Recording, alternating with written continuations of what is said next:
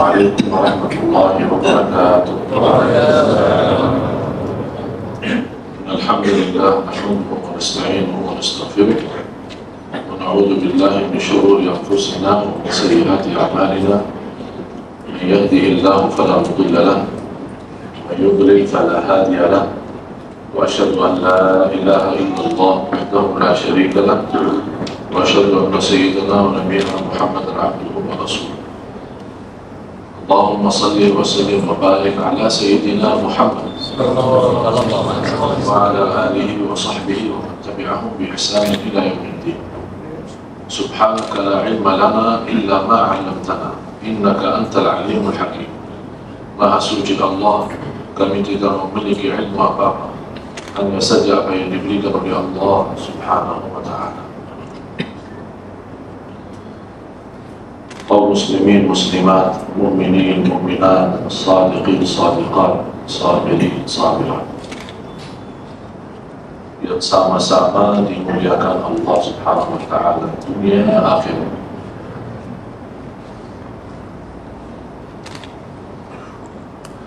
Begitu baiknya Allah sama kita, begitu kasih sayangnya Allah sama kita, begitu kemuliaan Allah sama kita. Apa yang kita punya di dunia ini? Tidak punya apa.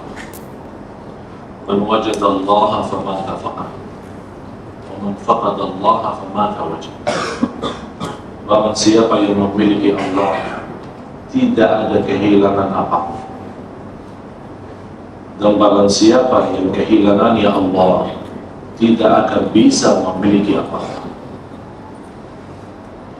Kalau Anda merasa memiliki Allah, segala-galanya Allah, pertolongannya kepada Allah, memohon kepada Allah, harapannya kepada Allah, cinta kepada Allah, beribadah kepada Allah, bertakwa kepada Allah, takut kepada Allah, jangan khawatir. Tapi kalau kita lupa Allah, lalai dari Allah, jauh dari Allah, tersesat di jalan yang bukan jalan Allah, apa yang Anda bisa miliki? Segala sesuatu dihendaki Allah. Saya datang kemari ke Malaysia pertama kali atas izin Allah. Bukan kelebihan saya takwa, bukan kelebihan saya ilmu, bukan kelebihan saya apa. Allah yang menjalankan saya datang kemari. Dan ada sebab. Karena Allah menjalankan takdirnya dengan sebab dan juga tanpa sebab. Sebab saya di sini atas izin Allah Subhanahu wa Ta'ala, kemudian usaha dan ikhtiar jamaah sekalian. Di antaranya Ustaz Asri sama kawan-kawan lain. Kalau Anda sebagai orang Muslim tidak berusaha, tidak ada ikhtiar, tidak ada upaya untuk mendatangkan seorang yang sama-sama kita belajari, saya tidak akan bisa. Jadi atas undangan jamaah sekalian, dari surau-surau, dari masjid, dari yayasan, Allah menghendaki saya datang kemari. Walaupun pertama kali, tapi rasanya sudah jatuh cinta. Tapi saya ingat sebuah hadis. Bagaimana perasaan saya cinta Bapak Ibu, saya cinta tuan-tuan. Saya rasa dan yakin Anda sekalian insyaAllah mencintai saya karena Allah. Saya ingat sebuah hadis yang sahih.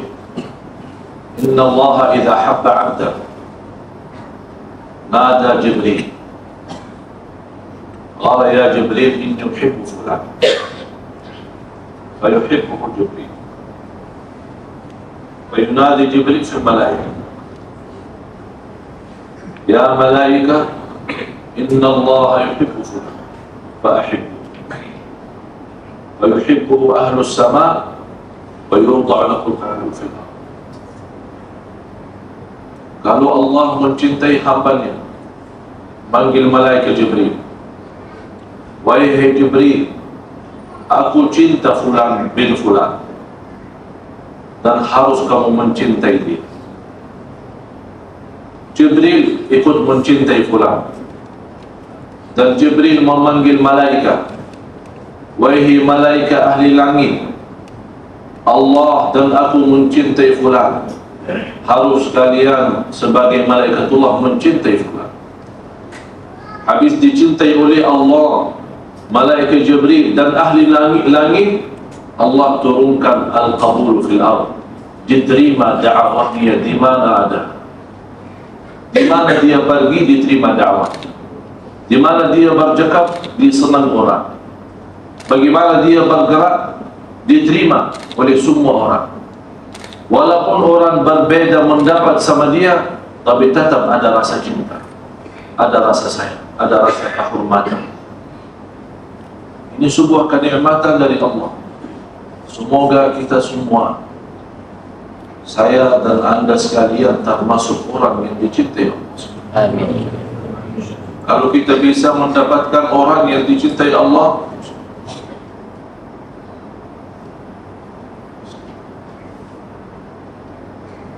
bayangkan kalau anda menjadi hamba Allah yang dicintai Allah, bagaimana perasaan hidup kita? Sungguh bahagia, walaupun miskin, tidak punya apa. Kalau bisa anda mencintai Allah. Wa man aktsara min dzikrillah ahabbahu Allah. Dan barang siapa yang banyak berzikir kepada Allah, dia termasuk orang-orang yang dicintai Allah. Berbanyak salat sunnah-sunnah, nafilah-nafilah, macam qiyamul lail, macam berbanyak baca Al-Quran, macam zikir-zikir kepada Allah. Ini yang menanamkan, bukan kita cinta saja, Allah akan balas mencintai kita. Sungguh nikmat kalau kita bisa hidup di dunia ini dengan rasa cinta. Kalau kita ada rasa cinta sama manusia, hidup damai. Apalagi kalau kita punya rasa cinta terhadap Allah dan Rasulnya, pasti dan yakin kita hidup bahagia. Bagaimana bisa terwujud cinta? Harus kita mengenal Allah, harus mempelajari, harus baca Asmaul Husna, dalami Asmaul Husna, fahami Asmaul Husna, agar kita tahu Allah yang maha segala-galanya. Man wajada Allah famadha faqat. Barang siapa yang memiliki Allah, apa kekurangannya?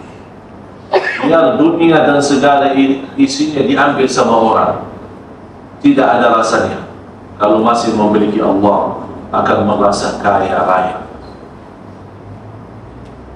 Tapi kalau anda memiliki dunia dan segala isinya, tapi tidak ada Allah di dalam hatinya, dan tidak pernah ingat kepada Allah, tidak akan bisa merasa nikmatnya di dunia, apalagi di akhirat. Orang yang buta dari jalan Allah di dunia, akan Allah jadikan buta di akhirat.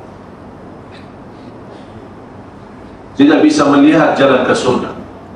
Hanya satu jalan yang dia lihat, jalan ke neraka. Oleh karena itu saya ajak tuan-tuan, bapak, ibu yang dimuliakan Allah, jangan menjadi buta hati. Yang saya maksud di sini bukan buta mata. Orang sekarang di zaman ini punya mata, tapi tidak bisa melihat yang benar. Punya telinga, tapi tidak mau mendengar yang benar. Punya kaki, tapi tidak mau bergerak mencari yang benar. Punya tangan, tidak mau mengambil yang benar.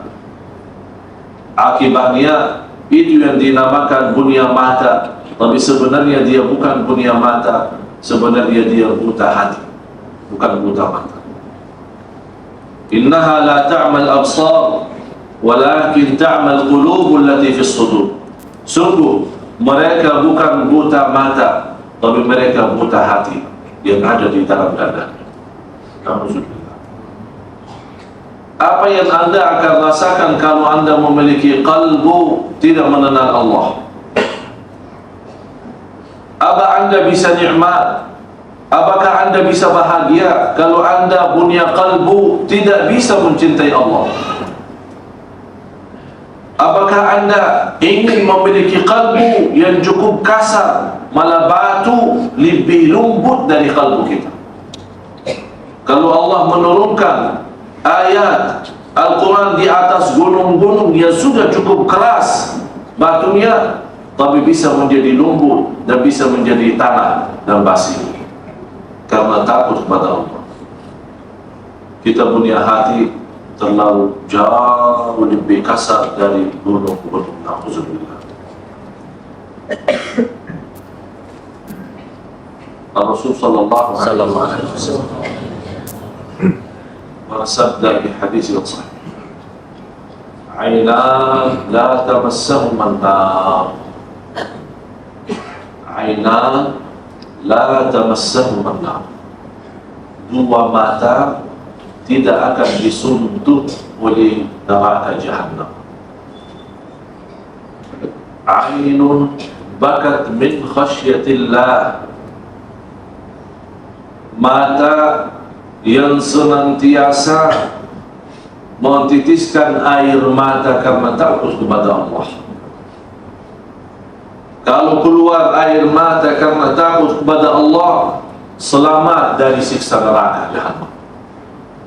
Bukan hanya selamat, tidak akan disuntuk sedikit pun oleh neraka Jahannam.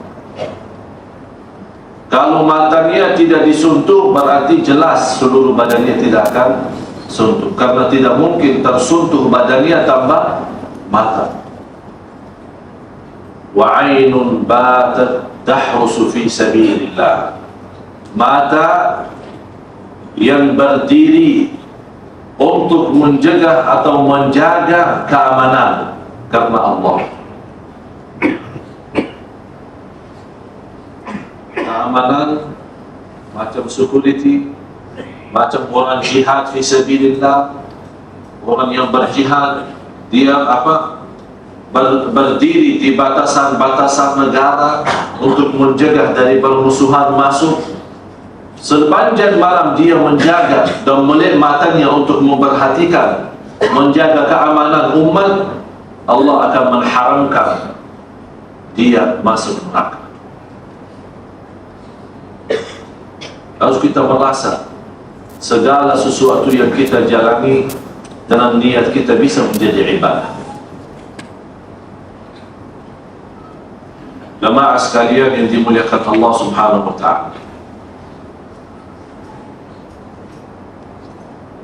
saya cerita Bani Ahab.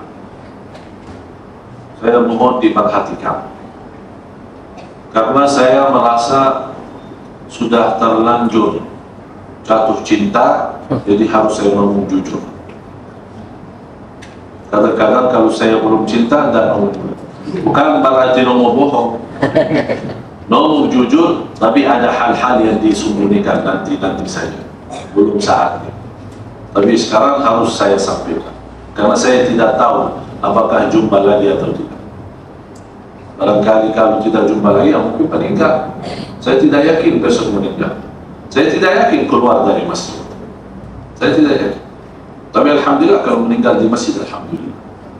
Pada meninggal di luar.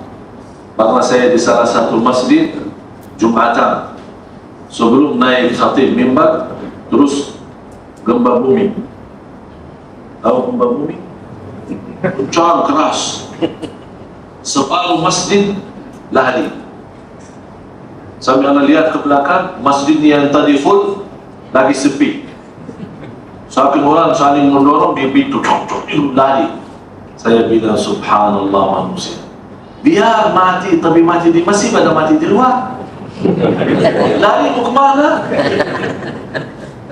Lari mau kemana? Lari dari Allah ke Allah. Tak bisa kemana-mana. dari Allah kepada Allah, tak bisa lari kemana-mana. Fafirru ilallah.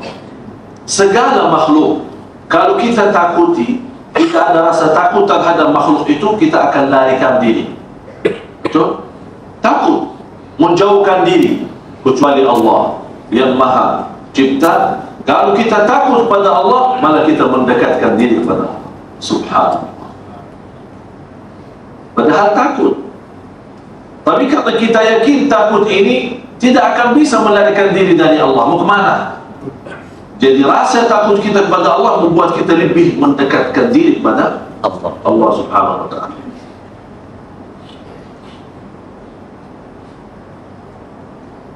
Ada beberapa soalan, misal masalah saf-saf kita. Kadang saya perhatiin, misal masjid seperti masjid ini, surau An-Nur, surau As-Sabah, kan kecil. Kadang orang merasa kalau dia salat di luar harus buka pintu. Kalau tidak buka pintu, tidak nyambung safnya. Akhirnya masjid yang begitu sejuk, karena buka pintu, akhirnya jadi panas. Kalau anda tidak mau panas, dia datang lebih awal, datang duluan. Kalau acara habis maghrib, dia datang habis asar, biar dapat tempat di depan. Tapi saya rasa saya cemburu sama orang yang di luar. Kenapa? Karena pahalanya lebih besar dari kita. Kalau dia sabar dan rida. Banyak orang mampu sabar, tapi apakah rida? Wallahu a'lam. Ini tergantung hati mereka masing-masing. Jadi masalah persoalan pintu seperti ini tidak menghalangi saf. Selama masih dalam satu baris, kemudian masih melihat mereka, artinya masih nyambung saf. Yang menghalangi saf itu tiang-tiang yang cukup besar, kira-kira jaraknya 3 orang dan lebih. Kalau sudah 3 orang dan lebih, itu yang namanya saf sudah terputus. Walaupun di saf pertama, tapi satu berdiri ke sana, terus yang lain berdiri.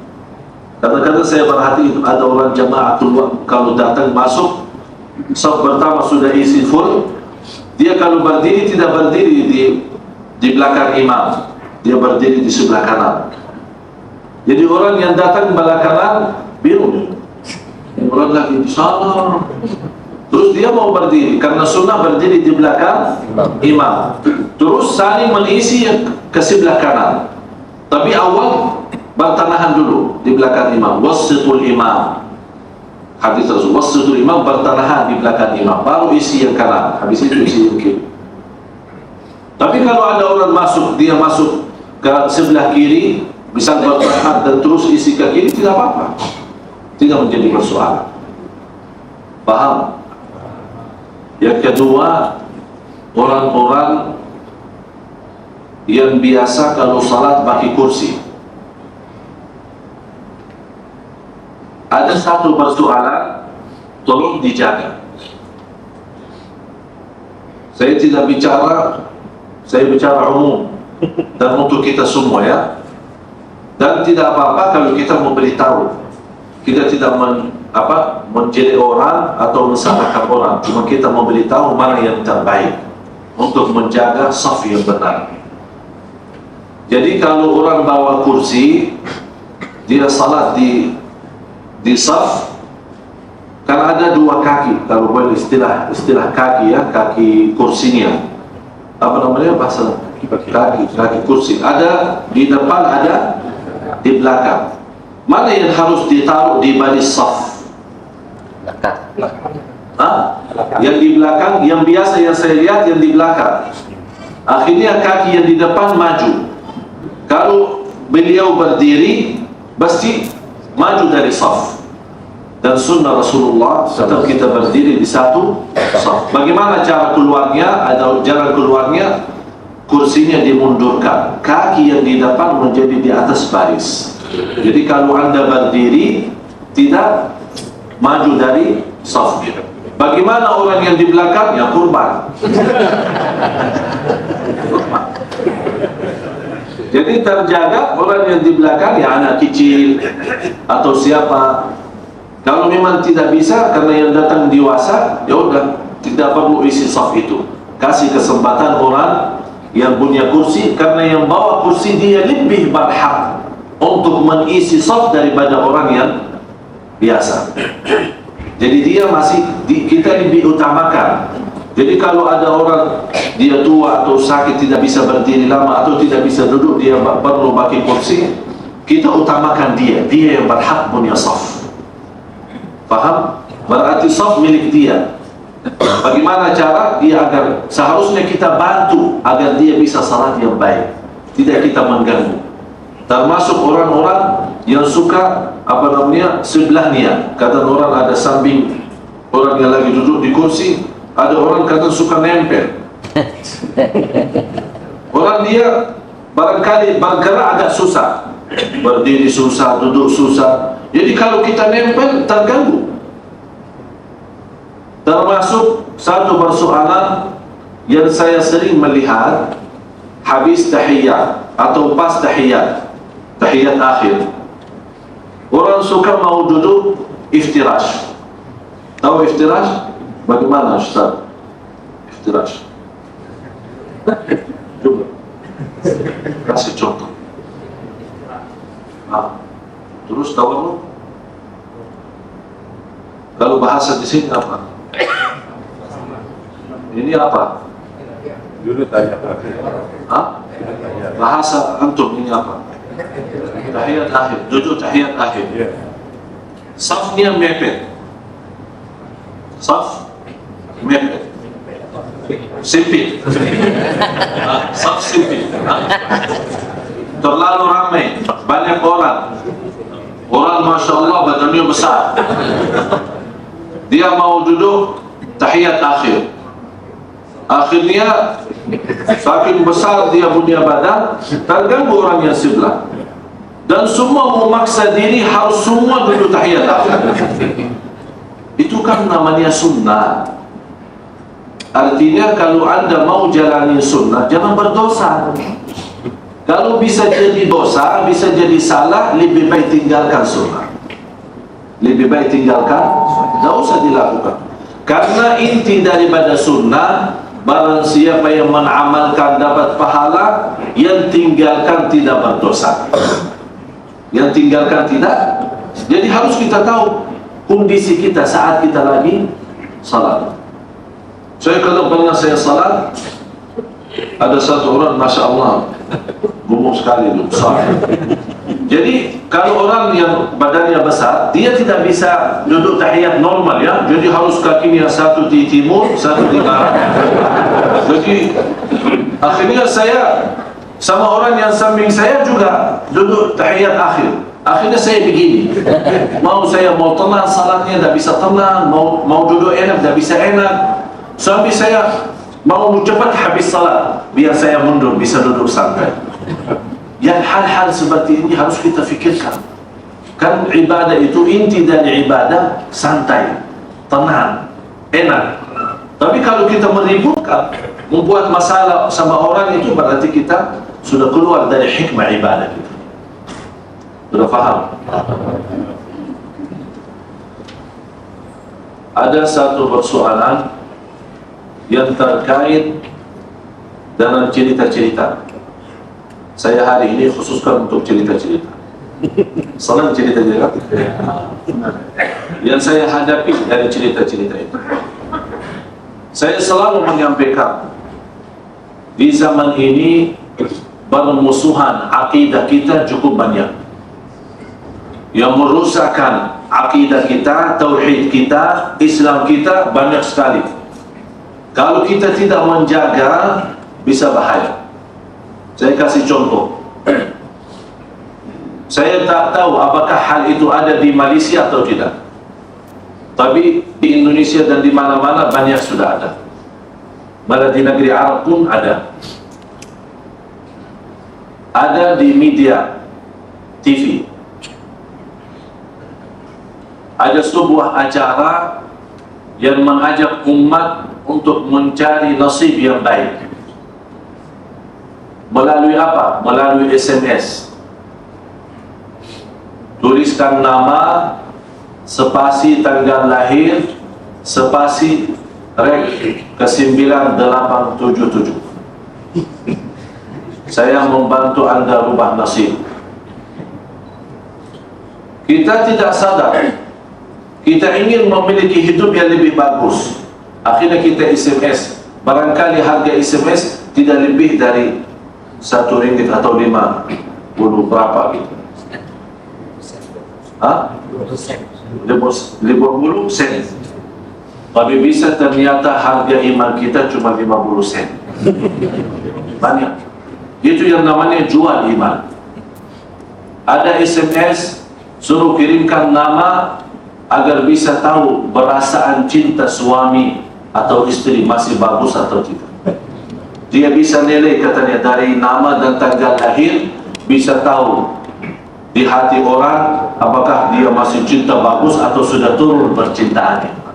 Aneh. Dan yang buat saya heran, manusia percaya. Ada orang yang nyuruh kita SMS, kalau Anda ingin menjadi kaya cepat, di waktu yang sebentar, di masa tidak lama, kirim SMS. Subhanallah. Kalau memang dia mampu, kenapa dia tidak kaya sendiri? Cuman karena manusia amat bodoh, mudah ditipu, mudah dibodohkan, itu yang terjadi sekarang. Ini yang berlaku. Mudah-mudahan di Malaysia tidak ada. Belum ada. Tapi walaupun tidak ada di media TV, di surat khabar itu banyak. Coba kalau cari surat khabar yang ada iklan-iklan ataupun pengumuman, ada banyak di situ. Ada. Seharusnya hal-hal seperti ini ada tegas dari pemerintah. Karena ini hal menimbulkan syirik, merusakkan la ilaha illallah. Harus kita cari. Ada satu cerita terjadi sama saya. Satu orang dari jamaah, lelaki masih muda, dia datang silaturahim ke rumah saya. Dia bawakan gambar wanita.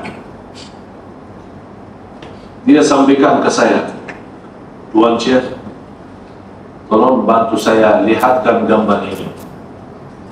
Kira-kira mendapat Syekh, gambar ini calon istri, kira-kira cocok tidak? Tahu cocok? Sesuai tidak? Dia ambil gambar. Saya tanya, memang ada orang bisa melihat gambar, dia bisa tahu, bisa menjadi cocok tidak?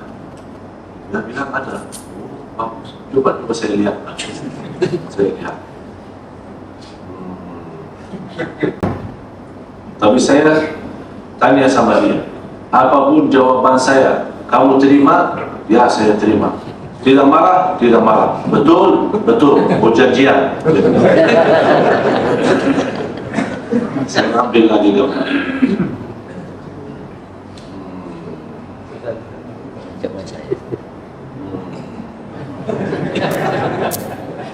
Sama saya bilang, kan saya lagi konses.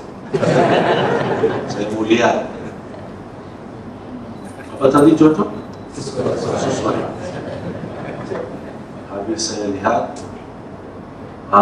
ketemu. Yang aku lihat, ini calon perempuan ini sesuai sama saya.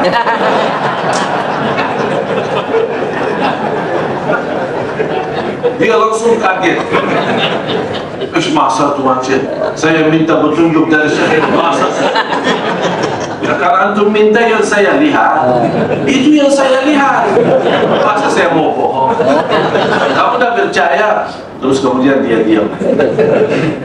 Saya bilang, kamu biasa ditipu seperti ini. Ya ada satu orang katanya waliullah.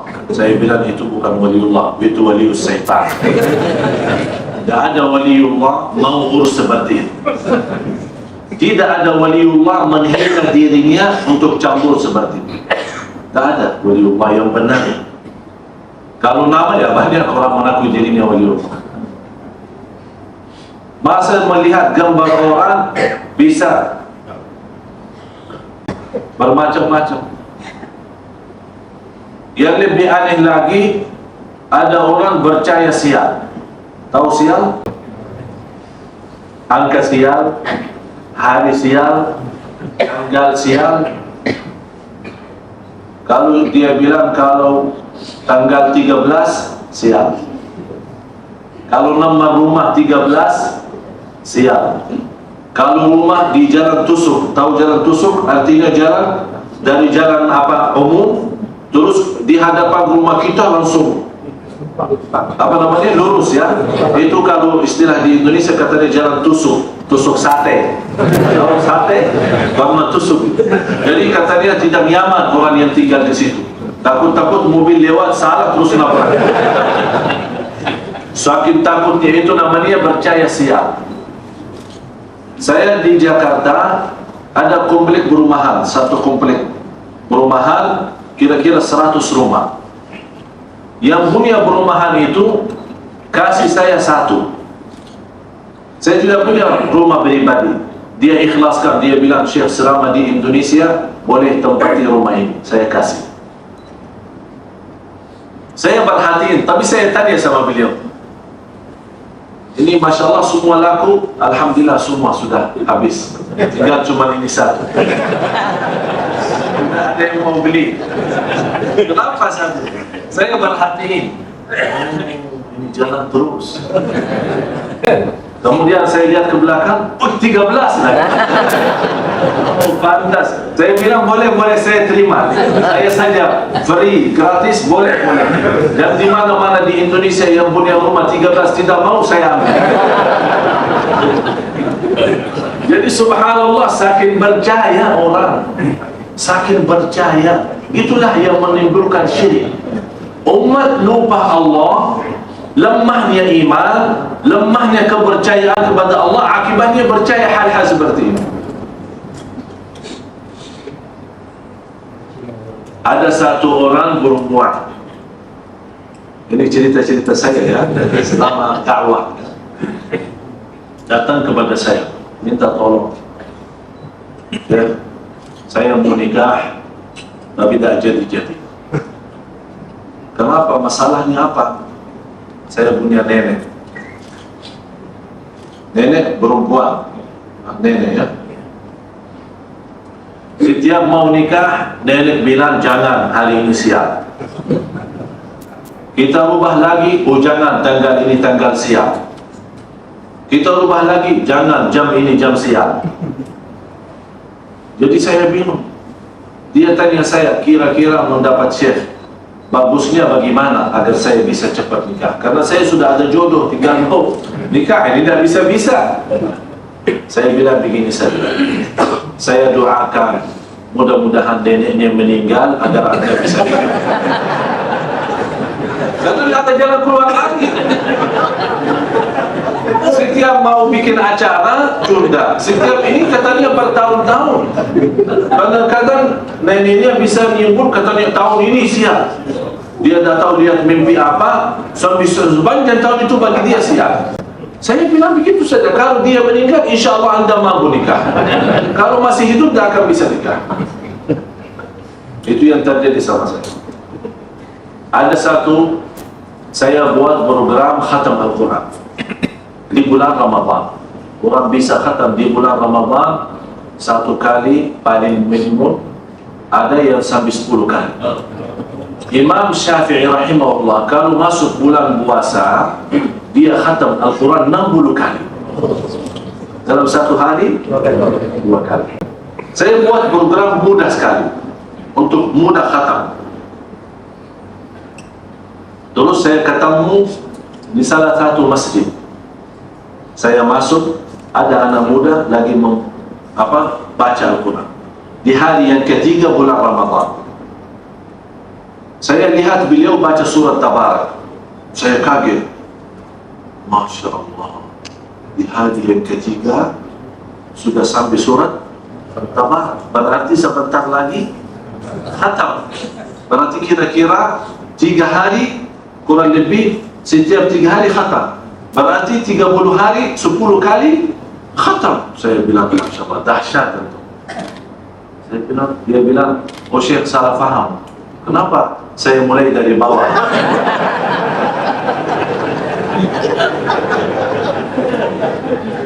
Saya bilang, Masya Allah. Saya bilang, sampai Al-Quran dia akal-akal. Al-Quran dari Al-Fatihah sampai An-Nas dia mulai dari atas. Lupa aneh, kadang-kadang manusia buat dirinya pintar padahal dia bodoh. Ada satu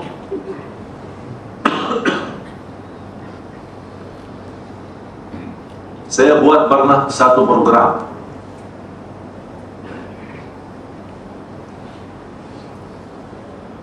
Program itu untuk berzikir kepada Allah sepanjang hari.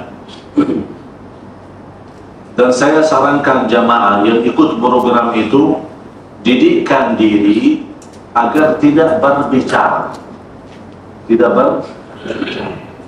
bercakap. Minimum 3 hari. Saya pernah latihan sama saya punya kawan. Kawan saya ini terlalu sensitif. Selama 3 hari saya tidak cakap apa-apa sama dia. Kalau ketemu Assalamualaikum, saya jawab, cuma jawab. Kalau dia Assalamualaikum, saya Waalaikumsalam. Apa kabar, saya jawab baik, terus diam, tidak berdialog. Selama 3 hari saya hanya isi zikir. Ternyata saya ketemu rahasia. Kalau memang lebih dari itu mampu, bagus. Khususnya antara suami istri. Tapi harus dikasih tahu dulu. Artinya jangan suaminya diam-diam, istrinya kok aneh-aneh, datang habis ceramah Syekh Ali kok diam-diam. Tapi saya mendapatkan latihan ini ternyata mensucikan kalbu. Semakin banyak zikir kita dan jaga lidah kita. Sebagaimana kata Ali bin Abi Thalib, berfikirlah sebelum bercakap. Kalau memang apa yang anda cakap baik, lanjut. Kalau tidak baik, diam. Sampai begitu mereka menghitungkan. Kalau masalah dosa, mereka sama sekali tidak bercakap dosa. Yang terjaga bercakap yang tidak bermanfaat. Walaupun mubah, boleh, tapi mereka merasa tidak ada gunanya, tidak ada manfaatnya, tidak menambah iman, tidak menghapus dosa. Udah, tidak usah berbicara. Jadi zikir terus. Seperti Rabi' bin Khuthain, salah satu imam tabi'in, yang dia murid, termasuk murid Abdullah bin Mas'ud, sahabat Rasulullah. Rabi' bin Khuthain rahimahullah, kalau kita duduk sambil dia 1 tahun, kita harap dia bercakap 1 kata, tidak bakal bercakap selama 1 tahun. Hanya jawab, bertanya, Assalamualaikum, Waalaikumsalam. Dia diam. Jadi diamnya mereka zikir. Habis itu saya hari pertama diam. Kawan saya merasa, jangan marah sama saya. Tidak berjalan ke masjid, salat, sepanjang hari, subhanallah. Kadang-kadang juga kalau saya sama istri lagi santai, mau diam, ya begitu, saya diam. Kadang istri datang mau ajak ngobrol cakap, saya tidak cakap. Kadang-kadang dia masuk kamar, saya pura-pura tidur. Begitu dia keluar, saya zikir. Habis itu hari pertama lewat, alhamdulillah lancar. Hari yang kedua kawan saya mulai rasa sampai malam hari sepertinya tidak bertahan. Dia langsung datang, Syekh, kenapa marah sama saya? Saya berlaku sampai dia nangis. Dia pikir saya marah. Akhirnya saya melihat keadaannya, sambil nangis, sambil dia minta maaf, padahal dia tidak ada salah. Cuma saya lupa kasih tahu sebelumnya. Akhirnya rencana saya 3 hari tidak jadi, baru 2 hari. Saya kasih tahu, saya bukan marah sama kamu, masalahnya begini. Saya lagi mencucikan kalbu saya, karena saya punya kalbu sudah terlalu kasar, terlalu banyak dosa. Jadi saya mau sucikan diri dalam mesin cuci. Mesin cuci itu muhasabah. Muhasabah berdiam, diam isi zikir, tidak keluar dari mulut kecuali zikir, tidak ada jaga dunia sama sekali. Memang hal itu bukan mudah, apalagi yang suka bergaul, yang ada aktivitas kantor, keluar, ada urusan, sering ketemu orang, susah menjaga hal itu. Habis itu saya beritahu, Masya Allah, habis dia sudah faham. Kemudian 3 hari kemudian dia 3 hari tidak cakap sama saya. Sampai saya tanya, kok kenapa kamu? Saya lagi mensucikan diri. Itulah pengalaman yang saya dapat selama berdakwah. Saya cerita,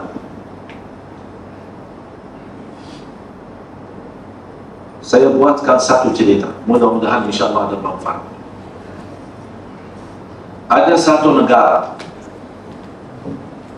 negara itu punya aturan, yang jadi raja negeri itu tidak boleh lebih dari 1 tahun. Habis 1 tahun selesai, dibuang di satu tempat yang namanya pulau dalam air laut, dibuang di sana, diantar ke sana. Habis buang di sana, tersebar cerita orang yang diantar ke pulau itu tidak ada yang hidup, pasti mati. Jadi setiap raja begitu dipilih jadi raja, senang, bangga, bahagia. Begitu selesai 1 tahun, dia banyak menangis karena mau dibuang ke sana. Minta saya tak boleh, saya tetap itu aturan. Kalau anda sudah mau jadi raja, aturannya seperti itu, atau tak usah jadi raja. Habis pernah 1 hari mereka antar 1 orang. Habis mereka balik di sebelah pantai, ketemu anak kecil. Ya, ini anak tidak punya keluarga, tidak punya siapa-siapa. Diambil oleh orang-orang negeri, dibawa, dididikkan, diperhatikan, dijaga sampai dia besar. Lama-lama orang kampung itu atau orang negeri itu cinta sama anak itu, ditawarkan menjadi raja. Aturan kami harap dan ingin anda menjadi raja, tapi kami punya aturan. Yang pertama, tidak boleh lebih dari 1 tahun. Yang kedua, habis selesai 1 tahun, kami harus antar ke pulau yang ada di dalam air laut. Apakah anda terima? Boleh. Dia masuk, terima. Mulai menjadi raja, menjalani tugasnya sebagai raja. Amanat, selesai tugas, urusan-urusan. Habis 3 bulan, mulai dia mendengar cerita, ada apa di pulau itu? Kenapa semua orang habis jadi raja harus dibuang ke sana? Dan kenapa orang yang sudah ke sana tidak bisa balik lagi? Jadi mulai ada tanda tanya. Akhirnya dia tugaskan anak buahnya, suruh antar saya ke pulau itu. Dia bawakan perahu, ya, macam kapal kecil, terus dibawa ke sana. Dia pergi ke pulau itu, ternyata pulau itu macam hutan yang berbanyak binatang, banyak pohon-pohon, dan dia ketemu bekas tulang-tulang manusia. Dia mengambil kesimpulan, barangkali manusia yang ada di sana, bekas-bekas raja sudah mati di sana karena mereka tidak punya kehidupan. Akhirnya terbuang di sana, mungkin dimakan sama binatang atau apa, habis. Oh, ternyata persoalannya begini. Ternyata anak itu pintar. Dia balik lagi. Dia langsung rubah sistem kerajaan. Dia langsung kumpulkan semua anak buah, tenaga kerja, ditugaskan. Mulai dari habis 3 bulan, dia sempitkan kehidupannya sebagai raja. Dia tinggalkan pakaian yang mewah, hidup mewah, makanan yang mewah, dia tinggalkan semua harta yang dia miliki sebagai raja, dia arahkan ke hutan itu, ke pulau itu. Dia kirimkan tenaga kerja dari mana-mana, kumpulkan, ayo ke sana, ke pulau. Apa yang dikerjakan oleh mereka? Bersihin pulau itu. Pohon-pohon dipotong, binatang-binatang dibunuh, dirapikan semua sampai jadi bagus-baguskan. Dijalankan selama 6 bulan. Habis 6 bulan, jadi pulau itu menjadi sebuah taman yang cukup indah dan bagus. Sudah lewat berapa? 9 bulan. Dia langsung nulis permohonan, saya mau berhenti jadi raja. Silahkan antar saya ke pulau itu. Kata para menteri-menteri, udah boleh. Harus 3 bulan. Harus selesaikan dulu 3 bulan yang tersisa. Artinya harus 1 tahun. Gimana? Saya sudah bosan, saya mau pindah ke sana. Para menteri ini heran. Kok semua yang kita bawa ke sana malah nangis? Kok ini malah yang minta? Ada apa? Kan mereka bingung. Tapi dia bersabar. Raja itu menjalani tugasnya sampai habis 3 bulan. Tapi sabarannya dan ridwannya luar biasa untuk pergi ke sana. Habis 3 bulan, habis 1 tahun, diangkat oleh orang negara itu. Kalau dibawa ke sana, dibawa kayak macam jenazah kan? Dibawa. Tapi mereka heran, semua raja-raja yang sebelumnya saat dibawa, semua nangis. Tapi ini anak ini, begitu dibawa malah ketawa, senang, sepertinya tidak takut. Ada apa ini? Terus sampai diantar ke pulau. Begitu mereka melihat pulau, Masya Allah, apa yang terjadi? Ternyata, pantas dia kemarin puasa saja, tidak makan-makan, pakaiannya yang biasa-biasa saja, harta-harta yang dia bunyakan sebagai raja dikasih harta khusus dari negara untuk kehidupan dia. Malah dia tidak memanfaatin untuk hidupnya dia, malah dia salurkan semua ke pulau itu. Akhirnya raja itu hidup di pulau selama-lamanya nikmat dan indah. Sudah faham? Paham. Kesimpulan dari cerita. Sekarang hikmah dari cerita ini. Saya buat cerita ini, semua akan menghadapi besok pulau.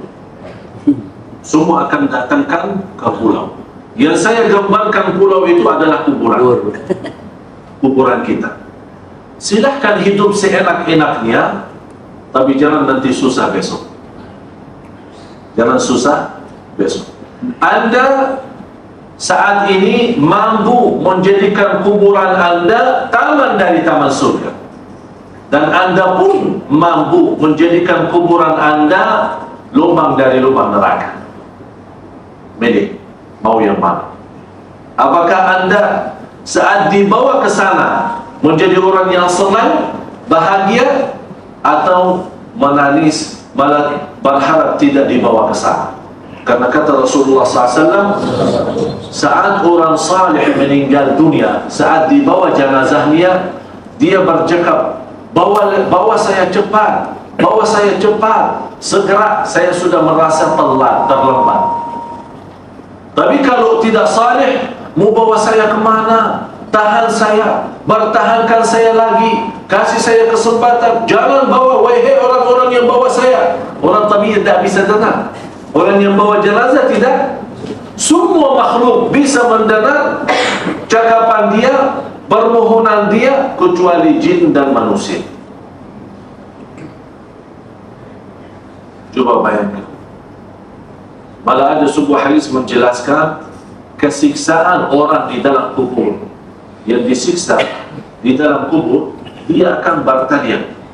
Kalau bertariak, bersuara keras, didengar oleh semua makhluk kecuali jin dan manusia. Kata Rasulullah, kalau jin dan manusia mampu mendengar sedikit dari siksa kubur, akan semua binasa. Semua akan binasa, mati. Semua akan mati. Kenapa? Saking kerasnya siksa kubur. Uthman bin Affan radhiyallahu anhu, sahabat heran sama Uthman radhiyallahu anhu. Wahai Uthman, kenapa kita saat membahas surga neraka kamu tidak nangis? Tidak ada respon, biasa-biasa saja. Tapi kalau kami bahas kuburan, sakitnya nangis luar biasa. Kenapa wahai Uthman? Dia jawab, saya pernah mendengar Rasulullah sallallahu alaihi wasallam, kalau kuburan Anda bagus, selanjutnya lebih baik. Kalau kuburannya buruk, selanjutnya lebih buruk. Nauzubillah. Itu yang membuat Uthman bin Affan takut.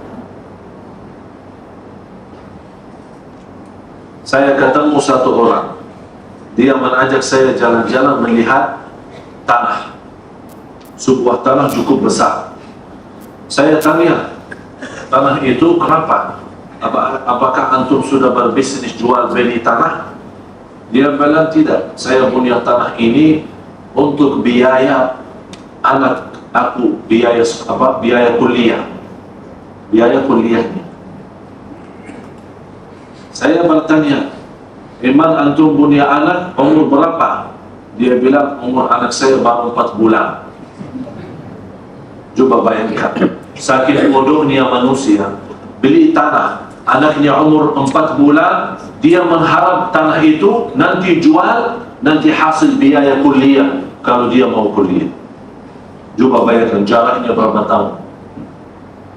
Habis itu saya ajak, saya bilang saya juga punya tanah, punya tanah untuk masa depan saya, dan punya rumah masuk. Kapan Syekh beli? Oh, sudah dari dulu. Ayo kita sama-sama. Tapi harusnya habis maghrib. Kalau masih terang tidak bagus. Kok bisa lihat rumah malam-malam? Oh bisa. Paling enak malam. Kalau terang tidak bisa lihat rumah. Oh boleh. Udah kita maghrib dulu. Kita mampir satu masjid, salat maghrib. Habis maghrib di dalam jalan raya di Jakarta ada kuburan. Saya bilang mampir sini. Hah? Mau kenapa sih? Mampir, antum parkir dulu, nanti saya kasih tahu. Parkir. Sudah parkir, turun. Mau kemana?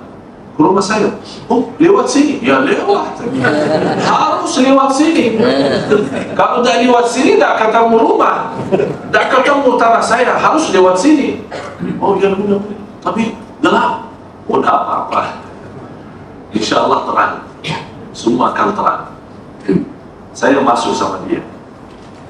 Pas saya masuk, ada sebuah kuburan terbuka. Kayaknya lagi digali, mungkin ada orang yang mau hantar ke sana, tapi belum datang orang. Allah. Saya alhamdulillah kesempatan ini sudah ada tanah kosong. Saya ajak dia mari duduk. Syekh, kenapa duduk? Ini kan saya mau jemput tamu. Antum tamu tapi tidak ada minum teh. Duduk saja. Dia duduk. Saya bilang lihat. Saya lagi lihat, saya untuk lihat. Lihat. Dia lihat. Ada apa sih? Rumah antum di mana? Sebentar, sabar. Antum lihat dulu. Saya tanya, antum tahu kuburan ini punya siapa? Dia bilang, saya tidak tahu. Saya tidak kenal orang yang mau hantar ke sana. Dia pikir ada orang lagi dalam perjalanan mau hantar ke sini. Saya bilang, tanah ini punya aku, punya kamu, dan anak kamu yang 4 bulan itu. Yang 4 bulan itu yang antum fikirkan biaya kuliah, itu tanahnya. Itu tanah.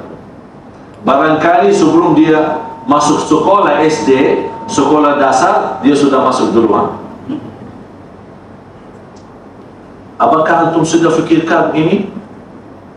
Belum, Syekh, mulai nangis dia.